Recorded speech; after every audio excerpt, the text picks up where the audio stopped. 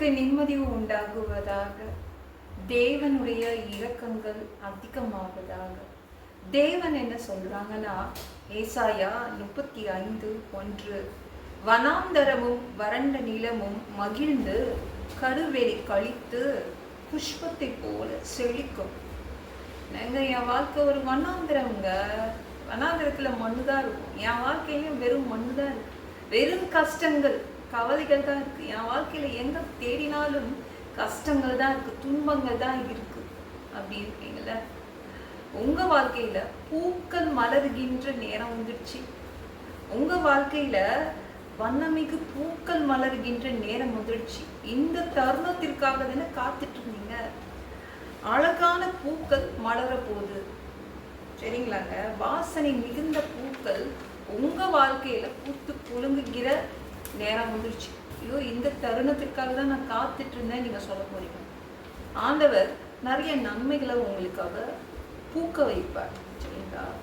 உங்க வாழ்க்கை அர்த்தம் உள்ளதாய், அர்த்தம் நிறைந்ததாய் மாறும்.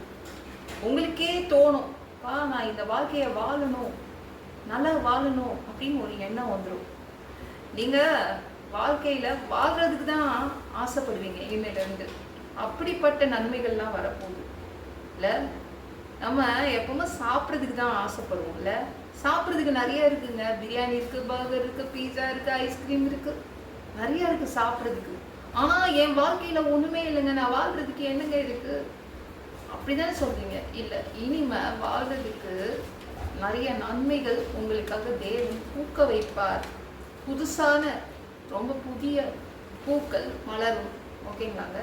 புதிய ஆசீர்வாதங்கள் உங்க வீட்டுக்குள் வரும், உங்க குடும்பத்துக்குள் புதிய ஆசீர்வாதங்கள் வரும். நன்மைகள் உங்க வீட்டுல பூத்து குலுங்கும்.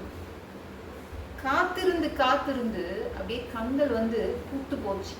இன்னைக்கு நன்மை வந்துடாதா, எப்படியாவது இவங்க கிட்ட இருந்தும் நன்மை வந்துடாதா, நாளைக்கு நன்மை வந்துடாதா, அப்படிதான் காத்துட்டு இருந்து கண்கள் பூத்து போச்சுன்றீங்களா? இல்லை, நன்மைகள் பூக்கும்.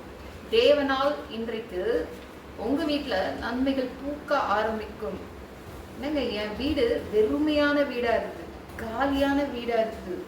இல்ல, இனிமே நன்மைகள் பூக்கும், வண்ணமிகு நிறைய பூக்கள் பூக்கும். இந்த இஸ்ரேல் நாட்டு மக்கள் என்ன நினைச்சாங்கன்னா, இந்த மோசைய பேசாதன்னா பேசிட்டே இருக்காரு. இந்த ராஜா கிட்ட போய் பேசுறாங்க, என்ன யூஸ்? அவருக்கு அந்த ராஜா கிட்ட, எகிப்து ராஜா கிட்ட பேசி என்ன பயன் இருக்குது? அவர் நம்மளுக்கு விடுதலையும் கொடுக்க மாட்டாரு, நமக்கு கொடுக்க வேண்டிய சம்பளத்தையும் கொடுக்க மாட்டாரு. சம்பளம் இல்லாமையே நம்மள வேலை வாங்குறது, எத்தனையோ வருடங்கள் நம்ம வேலை பண்ணிட்டோம், விடுதலையும் கொடுக்க மாட்டாரு அப்படின்னு புலம்பி தீர்த்துட்டாங்க. ஒரு நாள் அவங்க ஒரு இரவுல அவங்க திடீரென்று ராஜாவால் எல்லாரும் வந்து எழுப்பப்படுறாங்க. ராஜா எழுப்பி விடுறாரு. மோசேய அடிமைகளை, தூங்குகிற அடிமைகளை எழுப்பி விடுறாங்க. இல்ல, ராஜா வந்து விடுதலை கொடுத்துட்டாரு, நீங்க கிளம்புங்க அப்படின்னு. ஒரு இரவு நன்மை பூக்குது. எங்க இரவுல ஏதாவது பூக்கள் பூக்குமா?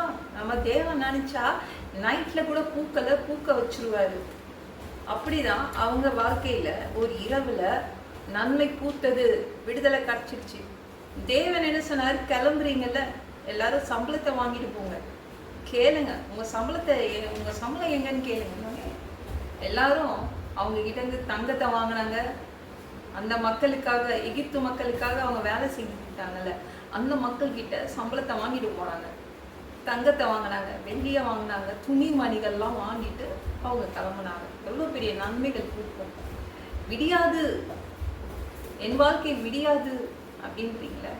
உங்க வாழ்க்கையில ஒரு பெரிய வெளிச்சம் வரும், நன்மைகள் பூக்க ஆரம்பிக்கும், சரிங்களா? வண்ணம் மிகுந்த ஒரு கலர்ஃபுல்லான ஒரு வாழ்க்கை உங்களுக்கு அமைச்சு கொடுப்பாரு தேவன்.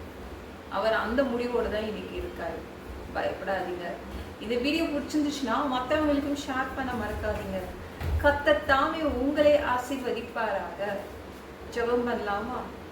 அன்பு பிதாவே, உங்க பிள்ளைங்க உங்க பாதத்துல வந்திருக்காங்க. சாமி, இரக்கம் செய்யுங்க, இறங்குங்க. உங்க பிள்ளைங்க, அவங்களுக்கு நிறைய தேவைகள் இருக்கு, காஞ்சு போய் கிடக்குறாங்க. அவங்களுடைய வாழ்க்கையில நிறைய பூக்கள் பூக்க வேண்டும். நிறைய நன்மைகள் பூக்க வேண்டும், ஆசீர்வாதங்கள் பூக்க வேண்டும். தயவு செய்து அவங்க வாழ்க்கையை அர்த்தமுள்ளதாய் மாற்றுங்க. எல்லாம் பொல்லாத பிசாசுகள், ஏவல்கள், மந்திரங்கள், தற்கொலையாவிகள், பயத்தினாவிகள், பலவீனப்படுத்துகின்ற ஆவிகள் எல்லாம் இயேசு என்ற பெயரினை கொண்டு துரத்துகிறேன். ஓடிப்போ. உங்க பிள்ளைங்களை ரத்த கோட்டிக்குள் மறைச்சுக்கோங்க. பரிசுத்த ஆவியால் இருக்குங்க. ஞானஸ்நானம் எடுக்கணும். ரட்சிப்பீராக. இயேசுவின் காயப்பட்ட தழும்புகளால் எல்லா வியாதிகளும், எல்லா பலவீனங்களும், கேன்சர் போன்ற வியாதிகளும், பரம்பரை வியாதிகளும் சரியாகுவதாக. ஒரு மனிதனா பிறந்தா ஜீவ புஸ்தகத்துல பேர் இருக்கணும். அப்படி இல்லைன்னா அந்த மனுஷனை பிடிச்சி நீங்க நரகத்துல தள்ளிடுவீங்க. தீ எரிக்கிற இடத்துல எப்படி போய் வாழ்றது? சாமி பரலோகத்துக்கு வர்றதுதான் ஆசைப்படும். அடிச்சு உதச்சு திருத்தி எங்களை பரலோகத்துக்கு அனுப்பிடுங்க. கழுவப்படாத பாவங்கள் எங்ககிட்ட இருந்துச்சுன்னா அவங்க திரு ரத்தத்தை கொண்டு கழுவி எங்களை பரலோகத்துக்கே அனுப்பிடுங்க. எந்த ஒரு இமை பொழுது நீங்க வருவீங்கன்னு இயேசுவை வணங்கி காத்துட்டு இருக்கோம். சுத்தமா வாழ்ந்து காத்துட்டு இருக்கோம். அந்த ஒரு இமை பொழுதுல உங்களுக்கு ஒப்பான உடம்பு எங்களுக்கு கொடுக்கப்படும். அதை பெற்றுக்கொண்டு மத்திய வானத்துல உங்களை சந்திக்க வருவோம். அந்த தருணத்தை நாங்க இழந்துடக்கூடாதுப்பா. ஒரு மனுஷனால பரிசுத்தமா வாழ்றது கூடாத விஷயம். அதுக்கு கூட உங்க உதவி கேட்டு வந்து நிற்கிறோம் அப்பா. 7 வருடம் அந்த கிறிஸ்து ஆட்சியில விட்டுட்டு போயிடாதீங்க. பிசாசு நடத்தும் ஆட்சியில விட்டுட்டு போயிடாதீங்க. நன்றி ராஜா. 1000 வருடம் இந்த பூமியை ஆட்சி செய்வதற்காக வருவீங்க. உங்க ஆட்சியின் கீழ் வசிக்க ஆசைப்படுறோம். எல்லாவற்றையும் ஒப்பு கொடுக்கிறேன். இயேசுவின் மூலம் ஜெபம் கேளும் பிதாவே. ஆமென். நாளைக்கு பார்க்கலாம்.